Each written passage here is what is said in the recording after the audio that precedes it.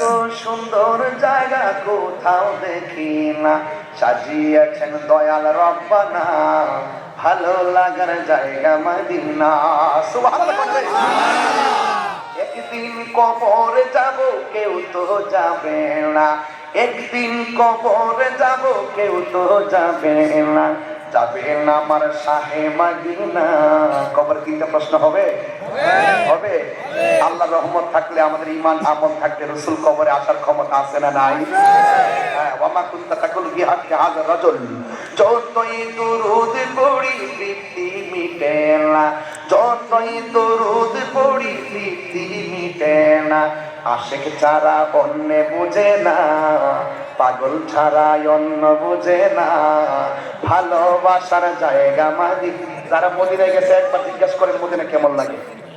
আপনারা বুঝবেন, আপনারা পড়ে আছেন ফতোয়া লইয়া, যে একবার মদিনা নবীর সবুজ গম্বুজ মোবারক দেখছে আর জিয়ারতে গেছে, তারা জিগাইবেন কেমন লাগে, ও বলবে যে বাড়িঘর ছাইরা আমার যেতে মন চায়। কথা বলেন ঠিক কিনা বলেন? রাসূল বলেন মান যারা কবরি ওয়াজাবাত লাহু শাফাআতি, যে আমার রওজা মোবারক জিয়ারত করলো তার জন্য বেশি জাহান্নামী।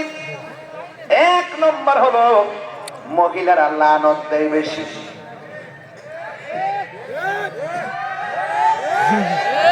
মহিলা কি দেয়? লানত দেয় বেশি।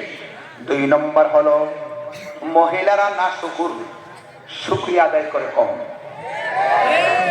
আমার শাড়ি একটা শাড়ি কাপড় নগদ কিনা দিচ্ছে 5,000 টাকা দিয়ে, এই কাপড়টা অনলি জাস্ট ফর ম্যারেজ, শুধু ম্যারেজের দিন পড়বে, অন্য অনুষ্ঠানের দিন পড়বে আর কি, জাস্ট একটা ফাংশনের জন্য পড়লো। এই শাড়িটা আবার বাস করে দেখবেন সুখে যে রাইখা দিছে, মধ্যে 2 দিন পরে আর একটা অনুষ্ঠান আছে, অক্ষরে 1000 বার তার অনুরোধ করলো ওই আগের 2 দিন আগে যে শাড়ি রেখেছে এটা পরে আর ওই বিয়ের অনুষ্ঠান যাবে না। কি মনে চলে ওইটা পুরানো হয়ে গেছে। রসুল কইছে আমি কি কইতাম কম, আল্লাহর হাবিব কইছে যারা শুকরিয়া করো কম। ভাই গো, কই গো, আপনার স্বামীকে আপনি মহারাজা বানিয়ে রাখবেন, আপনি মহারানী হয়ে থাকবেন। 10 টাকা দিয়ে কিনা দিলে বলবেন 10,000 দিয়ে কিনা দিচ্ছে। এটা হবে আপনার প্ল্যান, যে আমার স্বামীকে আমি হিরো বানিয়ে রাখবো, আর স্বামীর উচিত স্ত্রীকে মর্যাদার সাথে রাখবে। এখন রাসূলুল্লাহকে প্রশ্ন করি, ইয়া রাসূলুল্লাহ,